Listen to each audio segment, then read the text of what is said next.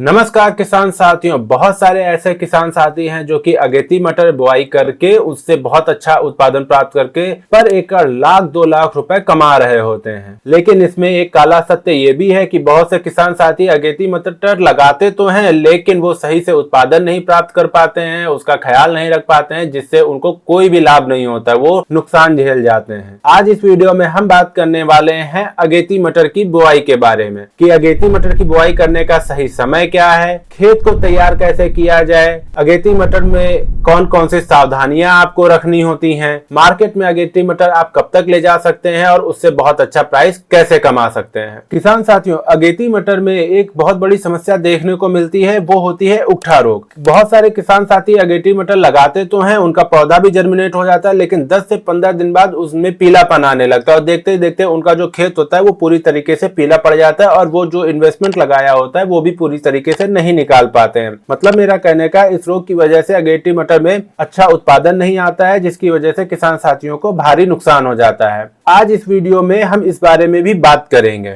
आज इस वीडियो में हम बात करने वाले हैं अगेती मटर की लगाने का सही समय, आपको बीज कौन कौन सा लेना है, बीज की मात्रा आप लोगों को कितनी लेनी है, खेत को कैसे तैयार रखना है और बहुत सी चुनिंदा ऐसी सावधानियां जो आप लोगों को अगेती मटर लगाते समय आपको ध्यान रखने चाहिए। तो नमस्कार किसान साथियों, आप सबका स्वागत है हमारे YouTube चैनल किसान वाला जंक्शन में। अगर अभी तक आपने हमारे चैनल को सब्सक्राइब नहीं किया है तो चैनल को सब्सक्राइब कर ले और दूसरे किसान साथियों के साथ ज्यादा से ज्यादा वीडियो को शेयर करें ताकि वो भी इसको देखकर अपना लाभ उठा सकें। वीडियो अच्छी लगे तो लाइक और कमेंट करना ना भूलें। किसान साथियों, सबसे पहले बात करते हैं अगेती मटर की सही समय का कि किस समय पे बुआई की जाए। बहुत सारे किसान साथी कहीं से भी सुन लेते हैं या उनके दिमाग में रहता है कि नहीं अगेती मटर की बुआई करनी है, उसको कर देते हैं तो उससे अच्छा मुनाफा हो जाएगा। नहीं, ऐसा नहीं करना होता है। आप लोगों को पूरा योजनाबद्ध तरीके से काम करना होता है। किसान साथियों, तो सही समय जो होता है वो आप लोगों को बहुत ज्यादा ध्यान रखना चाहिए। अगेती मटर में अगेती मटर आप लोग तब लगा सकते हैं जब आप लोगों के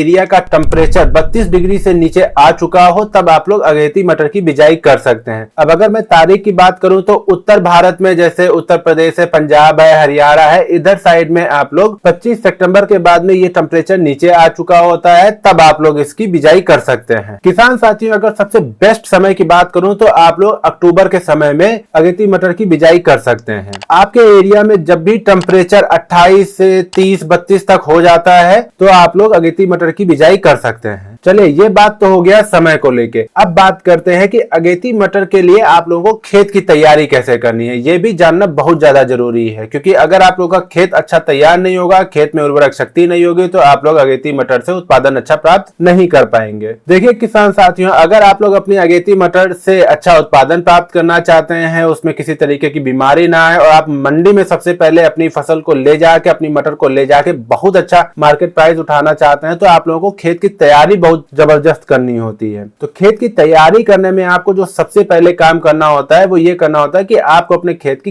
गहरी जुताई करनी होती है। आप लोगों को जितनी ज्यादा गहरी कर सकते हैं, लगभग 1-1.5-2 फीट तक की आपको गहरी जुताई करनी होती है। जुताई कर देने के बाद में आप लोगों को अपने खेत में डालना होता है गोबर का सड़ा गला खाद। कच्चा खाद नहीं डालना है, आप लोगों को पूरा गोबर का सड़ा गला खाद डालना है। अगर आप लोग कच्चा खाद डालेंगे तो आप लोगों को नुकसान हो जाएगा। आप लोगों को गोबर का सड़ा गला खाद डालना है। अगर आप लोगों के पास गोबर का सड़ा गला खाद नहीं हो पा रहा है तो आप लोग वर्मी कंपोस्ट का बैग डाल सकते हैं। ये भी आपका काम गोबर के सड़े गले खाद की ही तरह करता है। उसके बाद में इन खाद को आपको अपने खेत में बिखेर देना है और उसके बाद में जब आप अपने खेत में अगेती मटर लगाएंगे तो जो मटर का जर्मिनेशन होगा वो भी बहुत अच्छा होगा, जो पौधा होगा वो एकदम हष्ट पुष्ट हरा भरा चल रहा होगा। इसके बाद आती है रासायनिक खाद, बेसल डोज। किसान साथियों, ये भी बहुत ज्यादा जरूरी होता है कि जिन खेतों में किसान साथी बेसल डोज अच्छे से बना के डाल देता है, उनकी जो मटर होती है वो हरी भरी चलती रहती है और उनका उत्पादन भी बहुत अच्छा चल रहा होता है। तो आप लोगों को बेसल डोज में एसएसपी ले लेना होता है लगभग 100 किलो। इसके साथ में आप लोगों को डीएपी ले लेना है, लगभग आप लोगों को 35 से 50 किलो ले लेना है। इसके साथ में आप लोगों को लगभग 30 से 35 किलो जो लाल कलर का पाउडर फॉर्म में पोटास आता है, म्यूरेट ऑफ पोटास, वो भी ले लेना है। इसके साथ में आप लोग ले सकते हैं 5 किलो कार्टा हाइड्रोक्लोराइड। इससे क्या होगा, इससे ये होगा कि जो आपकी जड़ में लगने वाली समस्या होती है, जैसे आपका नेमेटोड हो गया, दीमक हो गया, उससे आपकी फसल जो होती है शुरुआती चरण में ही बची रहती है। तो ये भी आप लोगों को लेना होता है। इसके साथ में आप लोगों को लेना होता है थाइफनेट मिथाइल 500 ग्राम। ये क्यों लेना होता है? ये इसलिए लेना होता है क्योंकि हमारे अगेती मटर की जो फसल होती है उनकी जड़ों में लगता है उकठा रोग। तो उकठा रोग से बचाव करने के लिए हमने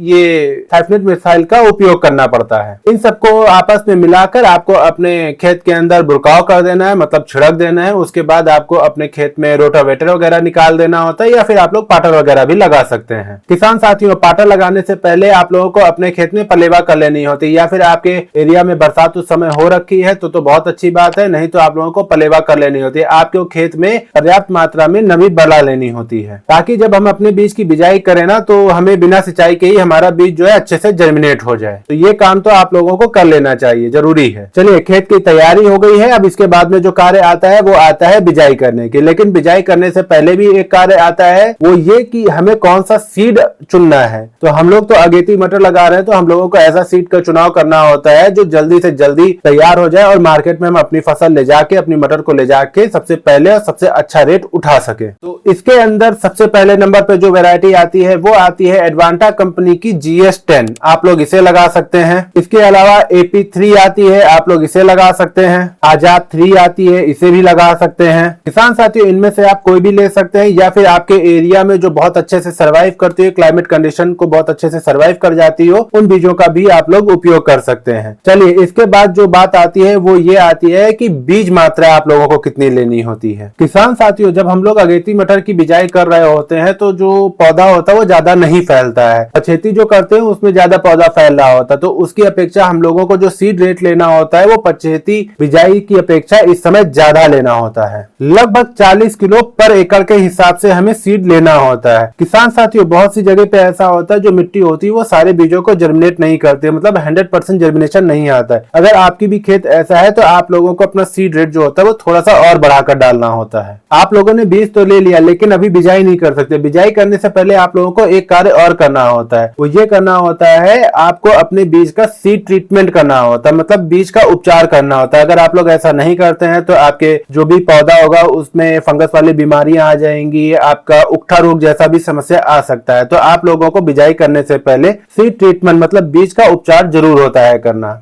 बीज उपचारित करने के लिए आप लोग कार्बेंडिजम का भी उपयोग कर सकते हैं, थीरम का भी उपयोग कर सकते हैं। बाजार में और भी अच्छे अच्छे कॉम्बिनेशन आ चुके हैं, जैसे यूपीएल कंपनी भी निकाली, स्वाल भी निकाली। आप उनका भी बीज उपचार लेके अपने सीड को ट्रीट कर सकते हैं। अगर आप लोग ये ले रहे हैं तो आप लोगों को 1 किलो बीज में 2 ml से 4 ml तक आप लोगों को उपयोग करना होता है। सीड ट्रीटमेंट करने के बाद में आप लोगों को अपने बीज को अच्छे से सुखा देना होता है। उसके बाद आप लोगों को अपने खेत में इनकी बिजाई करनी होती है। बिजाई करने के लिए 2 मेथड होते हैं जिनसे आप लोग अपने खेत में इनकी बिजाई कर सकते हैं। पहला तो आप लोग छिटक विधि से भी बिजाई कर सकते हैं, और दूसरा जो है सीड ड्रिल मशीन से भी बिजाई कर सकते हैं। वैसे मैं आपको सजेस्ट करूंगा कि सीड ड्रिल मशीन से बिजाई करिए। सीड ड्रिल मशीन से बिजाई करने का लाभ ये रहता है कि आपकी जो पौधे से पौधे की दूरी होती है वो बराबर बनी रहती है, मेड़ से मेड़ की जो दूरी होती है वो भी बराबर बनी रहती है। इसके बाद जो सबसे इंपॉर्टेंट बात आती है वो आती है खरपतवार नियंत्रण की, क्योंकि किसी भी फसल में अगर खरपतवार आ जाए तो उस फसल का नुकसान हो जाता है। लेकिन अगर किसान साथी अपनी फसल में खरपतवार नियंत्रण को कर ले जाता है, अच्छे से नियंत्रित कर ले जाता है, तो उसकी फसल से उत्पादन भी बहुत अच्छा आ रहा होता है। उसके लिए आप लोगों को ये करना होता है, जब भी आप लोग बिजाई करते हैं उसके 24 घंटे से 48 घंटे के अंदर आप लोगों को जो प्री इमरजेंस हर्बिसाइड आता है, पेंडामेथिलिन आता है, उसका स्प्रे आप लोगों को कर देना होता है। इससे ये होता है कि जो आपके खरपतवार होते हैं वो जर्मिनेट ही नहीं होते हैं। इसके बाद में आपका 4 से 5 दिन बाद आपका फसल जो होगा वो जर्मिनेट हो जाएगा, और उससे लगभग 10 से 15 दिन बाद आप लोगों को आपको अपने खेत में एक स्प्रे करना होता है। स्प्रे के अंदर आप लोगों को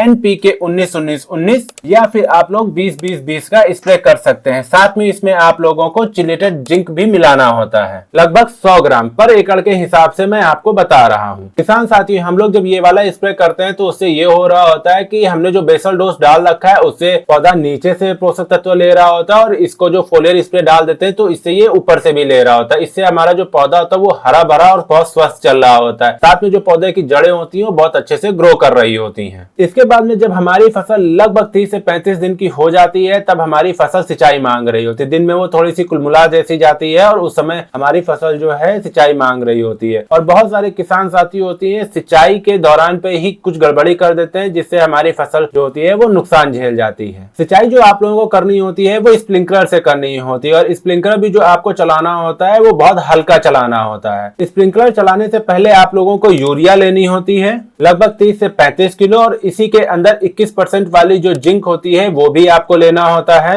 लगभग 10 किलो। साथ ही इसमें लगभग 2 किलो आप लोगों को सल्फर भी मिला लेनी होती है। इसको आपस में मिलाकर आपको अपने खेत में अपनी फसल में छिड़क विधि से डाल देनी होती है, छिटक के डाल देनी होती है। उसके बाद में ऊपर से आप लोगों को स्प्रिंकलर चलाना और स्प्रिंकलर चलाने के बाद में हमें ऊपर से एक स्प्रे करनी होती है। स्प्रे के अंदर हम लोगों को इंसेक्टिसाइड और फंजीसाइड दोनों लेना होता है। उसके अंदर आप लोग थाइमेथोक्सोन भी ले सकते हैं, इमामेक्टिन बेंजोएट भी ले सकते हैं। इनके अंदर जो आप लोगों को फंजीसाइड लेना है कार्बेंडिजम मैनकोजेब जो साफ पाउडर होता है वो भी ले सकते हैं, एंट्रोकोल भी ले सकते हैं या फिर आप लोग इससे बड़े भी टेक्निकल्स ले सकते हैं जैसे कस्टोडिया है, एमेस्टॉट टॉप है। किसान साथियों अगर आपको देख के ऐसा लग रहा है कि आपके पौधे मर रहे हैं, उनकी जड़ों में फंगस वाली प्रॉब्लम आ रही है, तब आप इस तरीके के हाई टेक्निकल का स्प्रे कर सकते हैं। ये स्प्रे करने के लगभग 10 दिन बाद आप लोगों को एक और स्प्रे करनी होगी, वो होगी एनपीके 13-045 की और इसी के अंदर आप लोगों को बोरॉन भी मिलाना होता है क्योंकि उस टाइम पे आपकी फसल के अंदर जो है फ्लोरिंग स्टेज आ रखी होगी। अगर आप लोग इसका उपयोग करते हैं तो जो फ्लावर ड्रॉपिंग की समस्या आती है वो नहीं आएगी। किसान साथियों जो मैंने आपको बातें बताई हैं इन बातों का ध्यान रखते हुए आप लोग अगर अपनी अगेती मटर की फसल लगाते हैं तो आप लोगों की अगेती मटर की फसल बहुत अच्छे से चलेगी और आपको बहुत अच्छा उत्पादन भी देखने को मिलेगा जिसको आप लोग मार्केट में सबसे पहले ले जाके मार्केट के सबसे अच्छे रेट ले सकेंगे। अगर आप लोगों को वीडियो अच्छी लगी है तो वीडियो को लाइक करें, कमेंट करें और दूसरे किसान साथियों के साथ ज्यादा से ज्यादा शेयर करें ताकि वो भी इस वीडियो को देखकर अपना लाभ उठा सकें। अगर अभी तक आपने हमारे चैनल को सब्सक्राइब नहीं किया है तो चैनल को सब्सक्राइब कर लें। धन्यवाद।